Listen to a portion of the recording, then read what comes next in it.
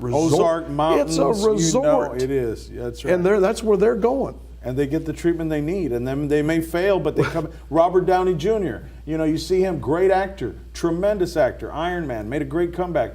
But how many times did he fail, stumble, and try to get rehabilitated? Okay. And he had all the money in the world. Excellent point. I was a smoker. I was a smoker from the time I was 17 in the military until I was about 31 years of age. The hardest thing that I ever did, I'm telling you, not the DPS Law Enforcement Academy, the hardest thing that I ever did was quit smoking. But I had to have help. It was not something I said and put it out and say, I'm not going to smoke anymore. I mean, I was going to treatment places. I was doing all kinds of things until one day I was unhooked from cigarettes.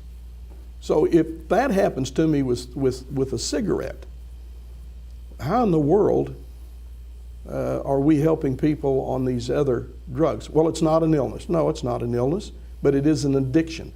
And what happens when a person, and if there's young people watching or even parents, methamphetamine rewires the brain. Oh, it's horrible. And if you think what the most pleasurable experience is in your life, I mean, absolutely, it's the most fun thing and gives you the most euphoric feeling that you've ever done.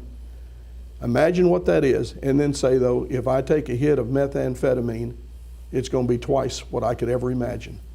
Now, there is the rewiring of the brain, because certainly the body says, I want to release them endorphins in the brains. I want them all firing at the same time, because it is just Now, this comes from the people that I've worked with over the number of years. Okay, then what happens is they want to repeat it, but they can't repeat it. They can never get that same first high. One, but the quest is that they use a little more, and they keep looking for that arch, which is the big high, and then each time they do it, the arch gets a little bit less, a little bit less, a little bit less, but the lows keep getting deeper and deeper and deeper. They're in jail. They're now a real burden to society. They've lost family, they've lost jobs, and it's really, if there's anything that we can say is the never-ending circle, it's the circle of addiction. And we have not, as a society, made up our mind that we want to break, and we want to help people break that, because it just doesn't. The jail doesn't get the same attention. The fewer dollars we can spend in jail, the better society likes it, because a jail is a deep, dark abyss. And when you dump a couple of $1 million into the jail, I don't see anything. I see nothing. I can dump a couple of million on the beach, in one of our parks, and I see the product. I see what you've done with my $2 million, and everybody applauds, and everybody cheers. Everybody says, we'll re-elect you. But dumping money into the sinkhole it's a tremendous battle for me as sheriff to get the money that we need to make sure that our facility is safe, secure, and inmates are treated humanely. And it's an everyday battle. Fortunately, I'm blessed that the Commissioner's Court, from one end of the court to the other, on both sides, both political spectrums. Oscar's a good friend, and he has been very, very helpful in helping us restore that jail to safe, secure facilities by making sure that the monies have been turned loose. There's plenty of places to spend it. But I'm worried now that we, with this drug addiction thing, that we don't have the dollars that we need, and this next session of the legislature is probably going to even whack them more. I know I just talked to some folks from Charlie's place, and they said they've already been cut, and they don't know how many more dollars they can cut. And when they're cut, they wind up on the street. City police picks them up for loitering because they got no place to go, and you're going to pay $60 a day to house them in the county jail. Shoot, I can get them a room at the Holiday Inn, feed them 3 meals a day, cheaper than what you can house them in the county jail.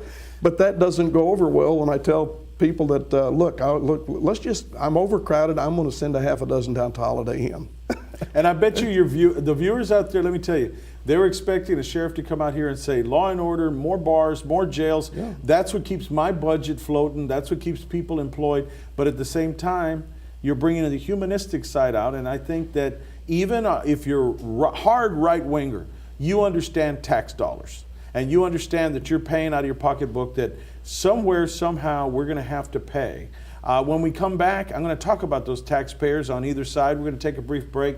You're listening to Sheriff Jim Kaelin. I'm sure some of you all have your mouths dropped open, but we're talking about the stark reality of the war on drugs, of rehabilitation, of crime and punishment when we come back. Hi, this is Joe Flores, reminding all the young people out there that your vote is your voice. Not since the Great Depression have we seen so many economic challenges that we young people will have to face. Young people, just like us, have sacrificed their lives and are fighting for our freedom right now.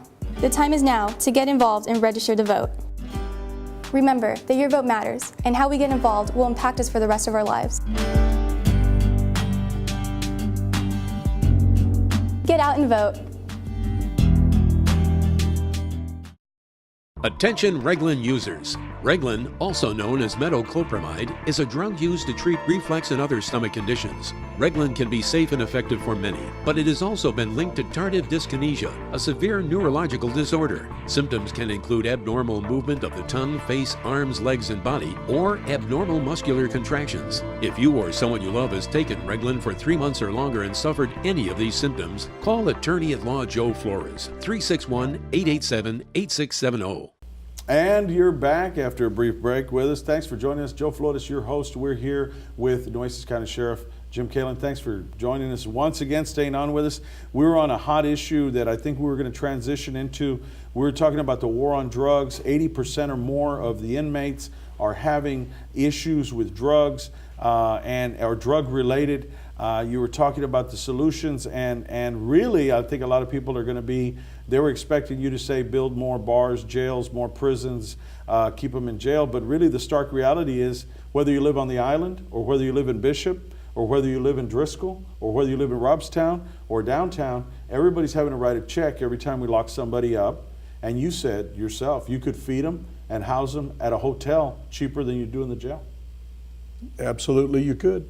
Well, what are we going to do about this then? You know, the taxpayer, I guess, doesn't take into consideration the initiatives you're doing to try to save them money, because you are the biggest budget, as you said, in the whole county budget goes to that. And I think whether you're Oscar Ortiz or you're Commissioner Pusley or you're the county judge, everybody's on the same page that the jail is important. Yeah.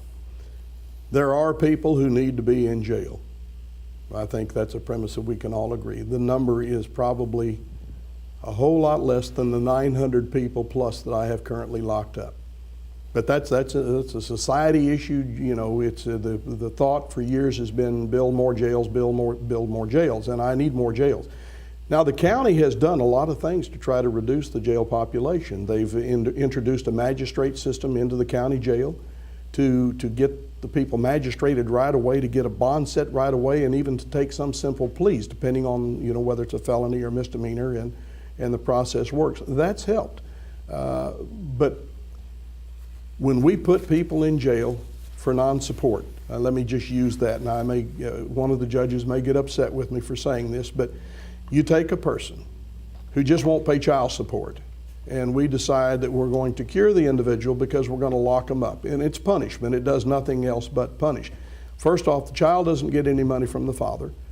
Maybe the parents feel better because now the daddy got locked up and the daddy's spending 6 months in the county jail, but now I'm paying for it. And you're paying for it, and everybody watching this program who has no interest in the child is paying for it. I think there's got to be a better way of doing it.